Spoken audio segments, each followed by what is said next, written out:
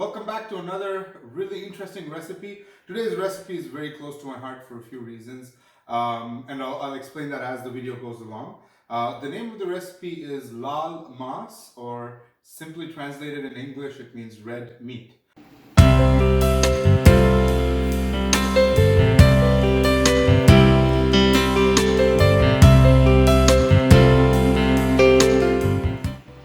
The redness comes from chilies. It's a Rajasthani dish originating obviously in North India and Rajasthan. It's got a ton of history behind it. It's also got different names: Jungli Maas, Jungle Maas, Laal Maas, Banjare Ka Gosht, and all that. This is my version of it. Okay, the beautiful name comes from particular type of Rajasthani matia chilies that are used for it. I've tried my best to find the best version of those here, and the meat is simmered and cooked in chili paste. I've mentioned in the past chilies have a little bit of sugar in them, and when that chili is low in heat profile but amazing in flavor profile. So this is a very special dish, and I've taken a few shortcuts because traditionally it's supposed to be cooked in a pot for about 6 or 8 hours. For the ingredients list, I have beautiful lamb here. Okay, got a little bit of fat on, but mostly it's solid chunks like this. This is the upper part of the leg, the best part of the lamb. So it's about 1.4 or 1.5 kilograms. To initially marinate it, we have simple spices here: salt, chili powder, turmeric, a little bit of garam masala. That's the first step. Okay, so I'm going to add in my spices completely. Once you add that, neatly mix it up. So the dry spices have gone in. To this I'm going to add some ginger garlic paste, lemon juice and yogurt, and leave it about a couple of hours overnight would be ideal. It's just about 1.5 spoons of ginger and garlic paste. You can see the quantity is about 2 spoons of lemon juice, very little. Okay, we're not using tomato in this. There's no green chili in this. Like I said, it's a very, very rustic recipe. So now to this, we've already added the ginger garlic paste. I'm going to add yogurt. This is a small spoon. I'm going to add about, thicker part of the yogurt, about 3 to 4 spoons, not too much. There you go. Okay. Now, once you do that, you can use a spoon. I prefer using a hand for better mixing. Just mix it. And I say, once you marinate this, set it aside for a good 2 to 3 hours. Okay, and then we're going to pressure cook this. In the meanwhile, I'm going to get the chili paste or the masala paste ready for this particular dish. So now that the meat is marinating, we will make the chili masala paste. Usually people do this separately, but I've taken a shortcut. First, these beautiful chilies.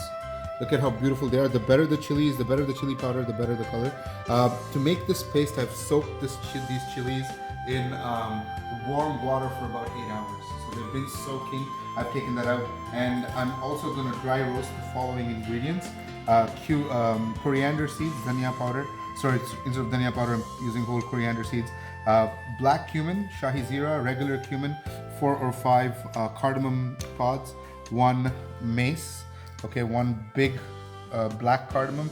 I don't want too much of it. This flavor is very strong, so it can mess up, it can override the chili. So I'm just taking 1 of these. 1 tiny cinnamon stick, 1 inch, 4 or 5 cloves, some black peppercorns. First thing I'm going to do, I'm going to dry roast all these. Now, what does dry roasting do to spices? Just gently wakes up any essential oils or any fragrances and aromas, and thereby I would make it turn into a smooth, fine paste along with the chilies, and that would be the masala paste for this. I put this on high heat, make sure there's no water.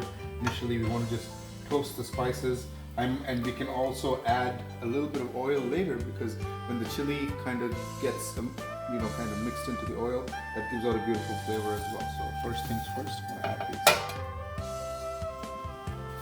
Just a few spices, just going to lift them up a bit. Okay, keep moving them with a wooden spatula. I'm adding a couple of bay leaves as well to these whole spices. Okay.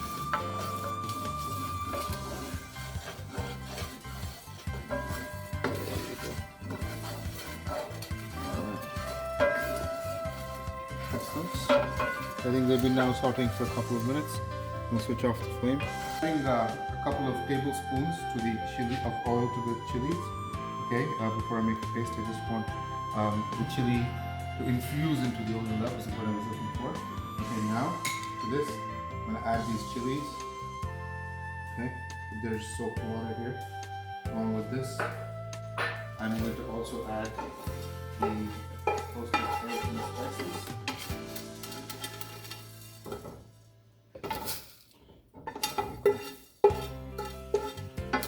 One quick thing is, let's not try to add any water if you can, because the chilies already have a lot of water that is kind of soaked in. So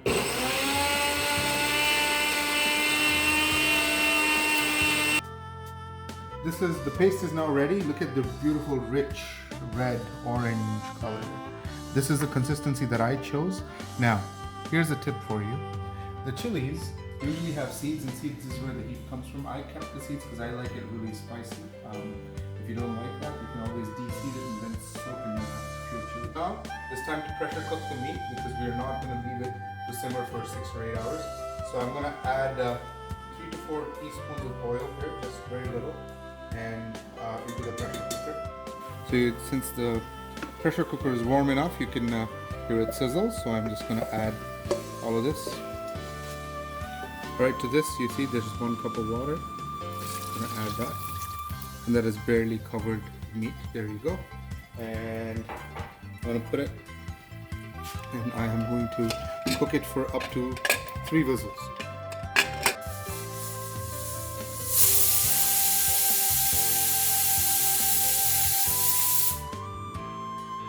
So now, while the lamb is kind of pressure cooking, I'm going to take 3 small onions and finely, thinly slice them up. Okay. The more even you slice your onions, the better it is. Okay, so now look at how beautifully the meat is ready. All right, now this meat will be further cooked with our onions. So now I'm going to add 2 or 3 tablespoons of oil in order to fry my onions. About 3 tablespoons. Okay, to this you can add ghee. I personally like to add butter, and you know what? Eventually, when it clarifies, it turns into ghee. I'm going to add about 2-3 cubes of butter. 1, 2, and 3. There you go. All right. Let it, melt. Oil also prevents your butter from burning, so that's another thing. And while that's happening, I'm simply going to add the previously sliced onions and start frying them.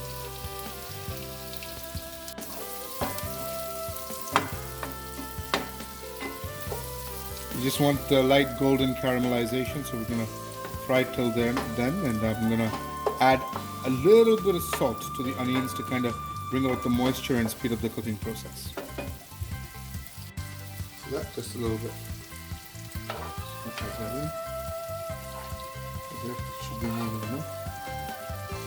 So the onions have now gotten a little golden. There's still, a little bit of rawness left, but that's fine. So this now I'm going to take and add this amazing red chili paste. There you go. And start frying it. Okay. And then we'll add the meat once this is incorporated a bit. See this? The whole thing needs to fry. Okay. Add a little more of it of rice, and this is the masala paste. You can now smell the amazing fragrances of the red chili and the full garam masalas. So I want the butter and the oil to kind of absorb the entire chili flavor along with all the other spices that we've kind of added. Yes, and once I think this is it, I will, once you see, the complete rawness of the chili disappear. One good thing is always rely on your nose. You should kind of be able to tell when things are still raw or when they've actually cooked. Once this happens, I'm now going to add the lamb to this, because now I think the chili paste is finally perfectly cooked. So, alright, the lamb is now being added. I'm going to add the lamb to this. Yeah. Yes, there we go. So now you see the beautiful red color that has come out, and for this I am now going to let it, simmer down, lose a little bit of the moisture in the liquid, and add a few final touches, and that will be our amazing Laal Maas.